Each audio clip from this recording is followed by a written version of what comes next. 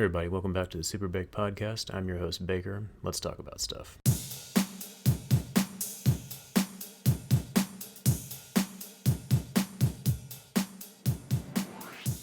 Before I begin this episode, I did just want to take some time to talk about the passing of Akira Toriyama.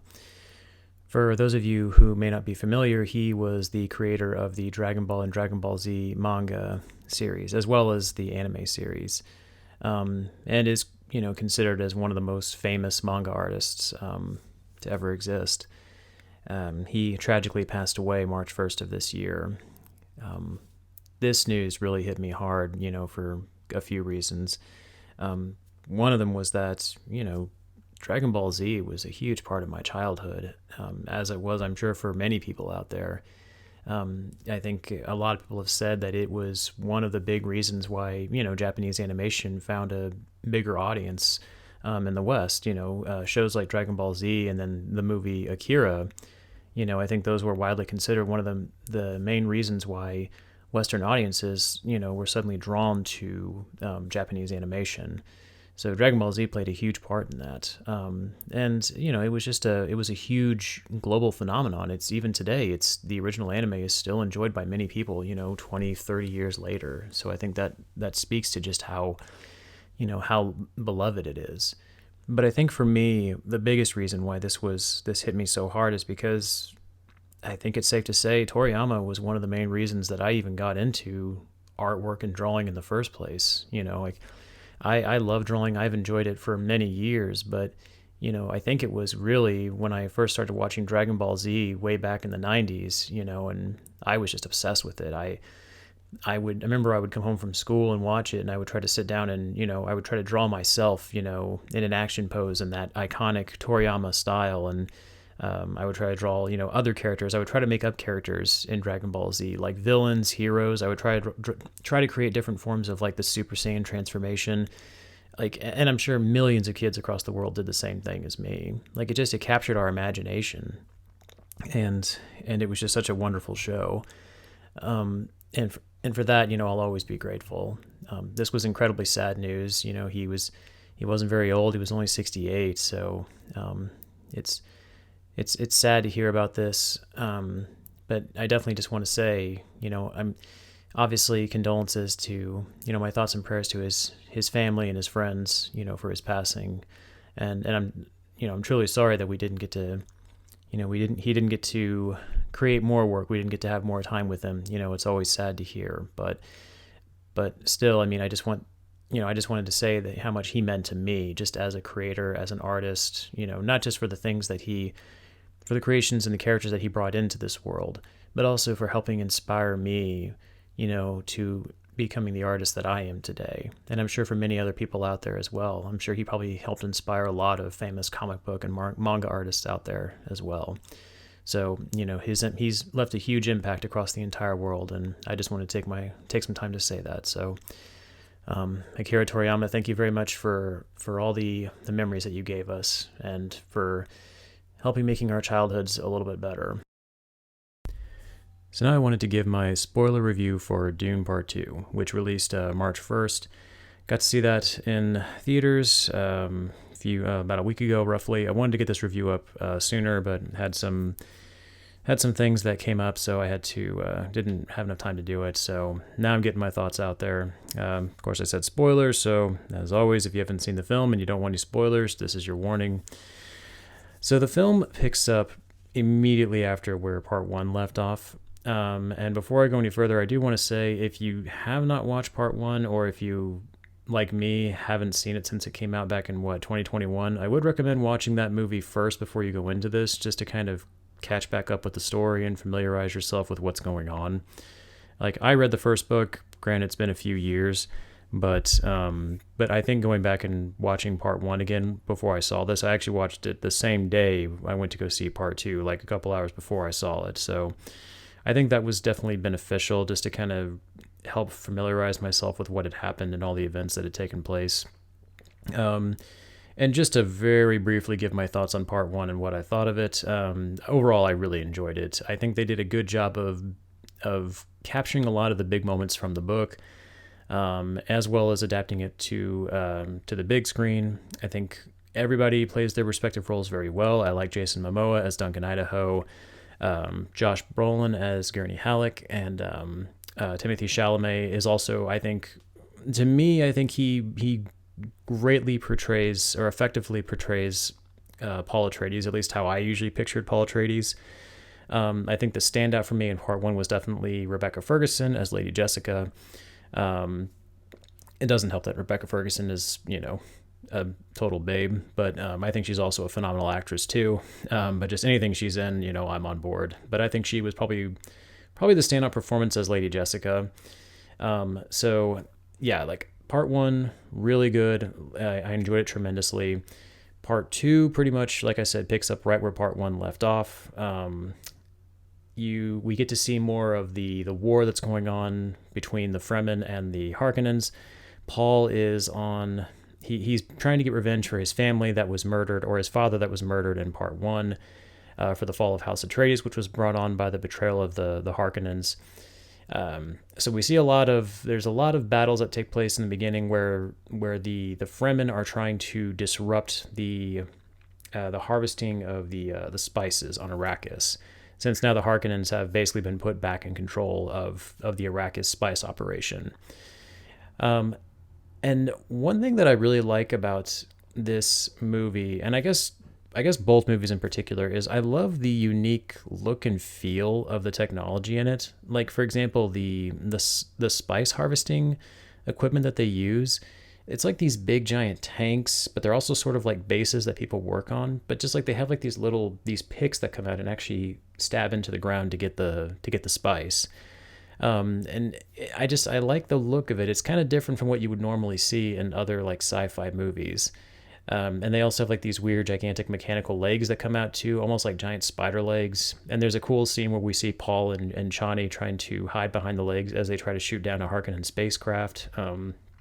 There's a lot of little details like that with the technology in Dune Part 2 that I really enjoy. And again, same thing in Part 1 too. Like the aircraft especially too, like how they're almost kind of like dragonflies, the way their wings move. I really dig that. I can't remember what they're called, thornicopters or something like that. I could be completely wrong. But yes. So anyways, we see more of that going on. The fight between the Harkonnens and the Fremen, as well as we see Paul start to transition into being more of a messiah for the Fremen in this movie. Mainly when he tries to ride his first sandworm, we see like how the other characters, like Stilgar, played by Javier Bardem, how they view him as more of a messiah figure. And they slowly start to come to his cause and join forces with him in his war against the Harkonnen Empire. Like right offhand, I would say I like the performances in part 2 more than part 1. Not that any of the performances were particularly weak, but I feel like in this one, a lot of the characters are given more of a chance to really shine, particularly Timothy Chalamet as Paul. Like in this one, we definitely see him transition into more of the I guess, like, I don't want to call Paul necessarily an anti-hero, but he's not what you would call like a traditional hero either. Like, we feel for him because we see like the tragedy that he went through losing his father Leto in part 1. And in this one, even though you want to root for Paul getting his revenge, you kind of see like what he has to do to get that revenge, and you realize, okay, he's kind of becoming kind of an anti-hero. Like he's not a 100% good guy in this. And I don't want to get too much into the details on that because that kind of gets into more of the lore of the Dune series, as well as Paul Atreides. In case I haven't said this before, I've read the first 4 books of Dune. I've read all the way through God Emperor. I have the last 2. I have not read them yet. And I really love the Dune series. But like I said, it's been years since I read the first Dune book, so I might not be super familiar with a lot of the key details from that. So this is mainly going to be me talking about the movie, not necessarily the book. If I can, I'll try to make some comparisons, but forgive me if I don't make too many. But yes, in the first movie, Timothy Chalamet definitely feels more, I guess, subdued, or just sort of... He just kind of seems like that awkward teenager. Like doesn't really have a lot to say in a lot of the conversations. And when he does, it's always kind of in the same monotone voice. In this one, we definitely see him step more into the role of like Muad'Dib, where he's leading these people and he's kind of becoming that messiah that they picture him as.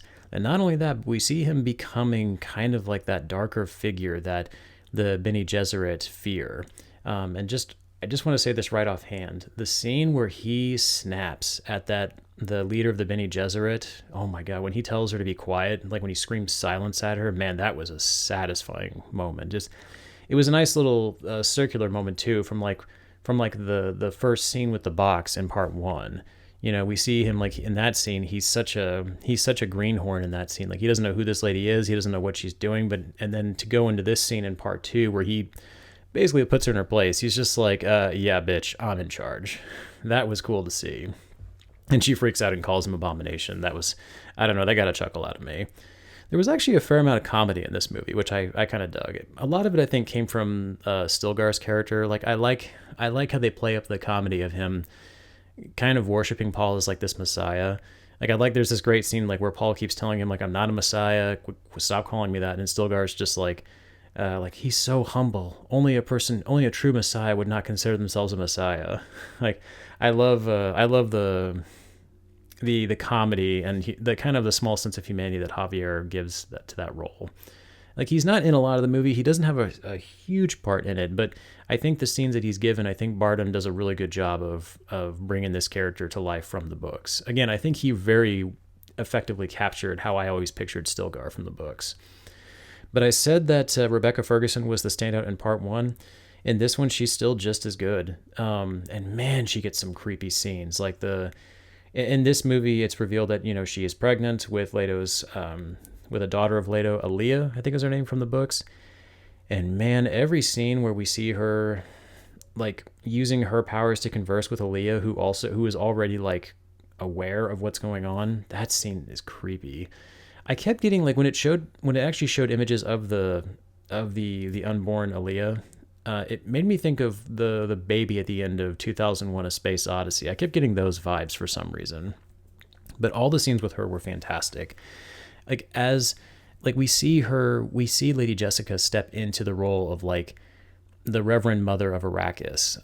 Like when she drinks the water of life, and she also, in a sense, kind of has to take on like this sort of like darker role along with Paul. And she's kind of working in the shadows to try to spread word of like his legacy and get people to come to his side. And in many ways, she is kind of contributing to like, you know, the path that Paul has to go down. So it's like both of them are kind of in on it together.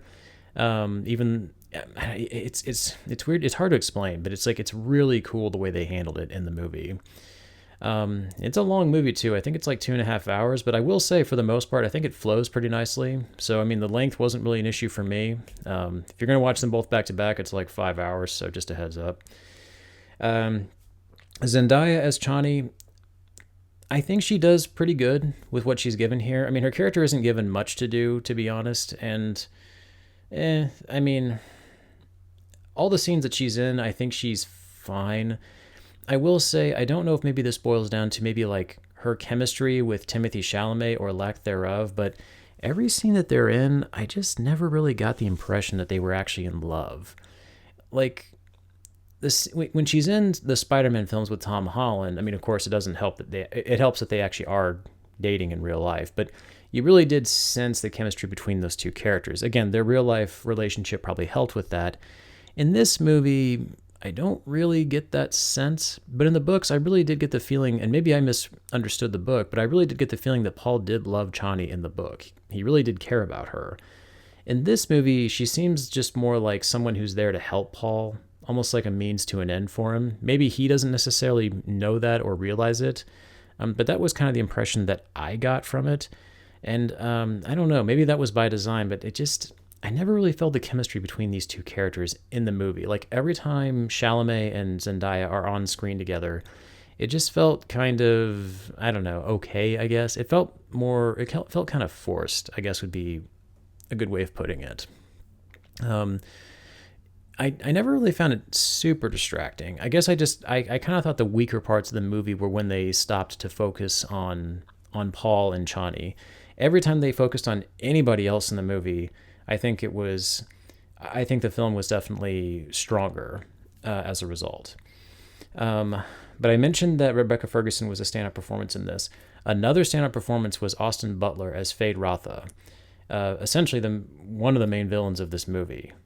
Man, he is just genuinely creepy in this film. Just that liquid paper white skin, and he's got like that bald cap on and stuff, and like he has like no eyebrows.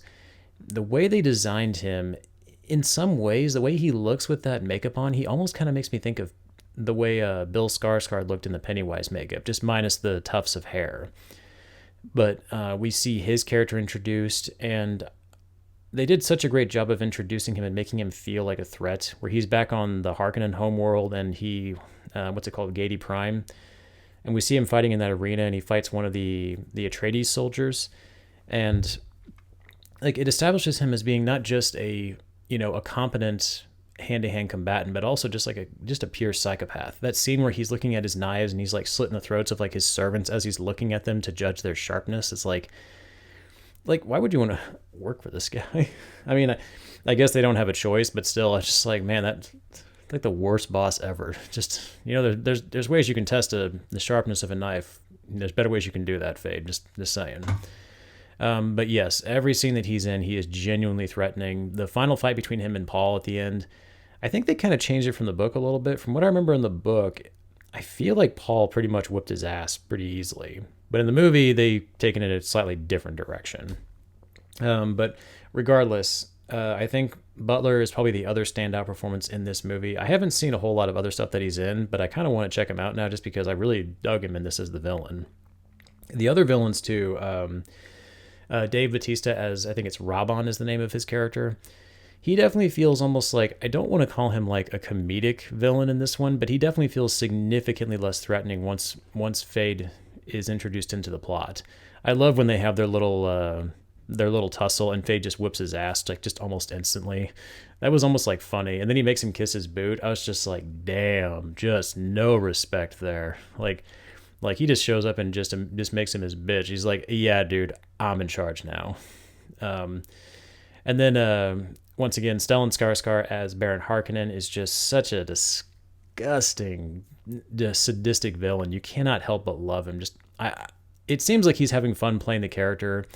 Like I love every scene that he's in. I love him in the first one too. The way he floats on that little thing that he has, the little device he has, and it's just like, it's so off-putting because he's so big and fat. Like the way he moves around like that just always throws me off. It gives him almost kind of like an otherworldly look, like just somebody who can be so just fucking fat can move around like that. Just kind of, it's almost funny, but it's creepy. I don't really know any other way to describe it.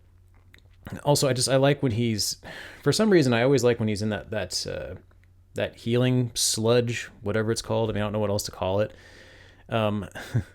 Like for some reason, like that stuff just looks so satisfying. I mean, I don't, obviously not seeing his fat ass come out of it, but just like, I don't know, something about that sludge. I just find that satisfying. I don't know if that makes me weird or not, but just, I like that scene, the idea of like, it's almost kind of like a mud bath, I guess. But yeah, like that scene was also, I always like that stuff. I dug that in the first one. I like it in this one too. I also like in this one how like they have him hooked up to sort of like, I guess they're like respirators, like these futuristic respirators because of the poison that he went through in the first movie when Leto tried to kill him. So that kind of carries over into this one. We see his health is kind of in decline a little bit. But yeah, like the Harkonnens, just every scene they're in, well, I would say they're threatening, except in this movie, one thing that they do that I thought was really cool was when Paul is hunting them down, there's this really badass scene where we see Paul walking out of this dust storm, chasing down Raban, and his cape is just flowing in the wind and stuff. And it's like, and Raban actually like, shits his pants and runs away. Like they do a good job of making Paul actually seem like, from their perspective, from the Harkonnens' perspective, like he's the monster that they're trying to escape. And they do a good job of that. I think it kind of plays along with the movie's, the story's theme of like, there really are no true heroes in the world of Dune. Like, from our perspective, Paul is the hero. He's the main character because we've been following him and we're kind of rooting for him. But the truth is, in this world, it's a lot more gray than that. I will say this, I like Florence Pugh as Princess Irulan. I like her in that. I think she's great in everything she's in. Um, the only casting in the movie that I think I kind of had a problem with was Christopher Walken as the Emperor. I'm sorry, just nothing against Christopher Walken. I know he's a legendary actor, and when he was younger, he was pretty good. He had some good moments too, and I know he's got some legendary SNL skits that he was part of. But every time he talks in this movie, I just keep thinking of every Christopher Walken impression that I've ever heard, and I cannot take it seriously. Like the scenes where he's talking to Paul, like kind of up close, and he's whispering into the camera, he sounds fine. But every other scene where he has to actually like talk in his regular volume, it just sounds like those Christopher Walken impressions that you hear. Like I can't get that out of my head. I just keep thinking like, oh Paul, what are you doing here? You bought the sandworms and you're killing my soldiers. And I just like every time he talks, I start giggling because I keep thinking like the cowbell skit from SNL. Like I that's all I could think about. Um, I mean, again, he's fine. He's not in a great deal of the movie. I think maybe in total he might only be in like maybe 10 minutes screen time, maybe 15 tops. But just every time he talks, I'm just like it's Christopher Walken. That's not the Emperor. So I don't know why they couldn't just get somebody else to play him. I mean, it doesn't hurt the movie that much, but I did find it a little bit distracting. So yes, I guess I would just say outside of the casting of the Emperor, I think everybody else in this movie fits their role very well. Another thing too is I was a little disappointed with Gurney Halleck's fight against Raban. I wanted to get a little bit more out of it. I mean, again, I don't remember that from the book, so I don't know if it was more drawn out there, but considering how much they built it up in the movie, I was kind of hoping for a little bit more of a showdown between these two characters, so I was a bit disappointed that we didn't get that. That's more of a personal preference. It's kind of a nitpick, so I'm not going to knock the movie too much on that. But overall, like as far as like what I would rate the film, to me, I hesitate to say this because it's 2024 is still early, but for me, I think this is definitely the best film of the year so far. It's definitely one of the better films that I have seen in many years. I enjoyed it more than part one, and I really enjoyed part one. I have heard some people calling this like this generation's Empire Strikes Back. I want to wait a little bit before I make that, before I am willing to say that, give it that much praise. But that being said, I will definitely say this. I think this is probably the best adaptation we could have hoped for, especially for a story as rich and diverse as Dune. I think that this is definitely the best adaptation we could have gotten. I really hope that, I mean, from what I understand, I think it's doing pretty well in the box office. I don't know what it's made so far, and I'm too lazy to look it up right now. But I know Villeneuve has said that Denis Villeneuve, the director, has said that he wants to at least adapt Dune Messiah, so the second book. But he has not expressed any plans to do anything beyond that. And as of right now, I think he has said he has begun working on the script, but nothing is set in stone. So obviously, if we do get another Dune, it probably won't be for at least another 3 or 4 years, maybe even longer. And I'm cool with that. If it takes a little bit longer to make the movie, then I'm perfectly okay with that. If he's able to deliver movies at this caliber, then as far as I'm concerned, that guy can take as much time as he wants. Because this was, definitely one of the best movies of the year. I've still got to see, Kingdom of the Planet of the Apes when that comes out in May. So I'll be look for that review of that. But yeah, as of right now, this is definitely one of the better movies that I've seen in a long time. I would definitely put this up there, in my opinion, as probably like at least my top 10 sci-fi films ever. If you haven't read the book, if you are a fan of the books, and if you liked part one, then at least in my opinion, you're not going to be disappointed with this movie whatsoever. This movie 100% exceeded my expectations. Like I said, a little bit of a problem with some of the casting choices, particularly Christopher Walken as the Emperor. And I guess maybe it would have been nice if there could have been a bit more chemistry between Paul and Chani, but overall, I mean, these are minor complaints compared to what, in my opinion, is a just phenomenal sci-fi epic. And that really is the best way to describe this movie. It's just epic. And definitely catch it on the big screen if you can. If you can watch, preferably if you can watch this on just the biggest IMAX screen you can get to, I think that this is going to be better for it. So, Yeah, this has a strong recommendation from me. If you haven't seen it yet, definitely check it out for sure. All right, everyone. I think that's going to conclude tonight's episode. Once again, I am on Anchor, Spotify, and YouTube. If you like what you heard, please feel free to like, share, and subscribe, and I'll catch you all next time. Later.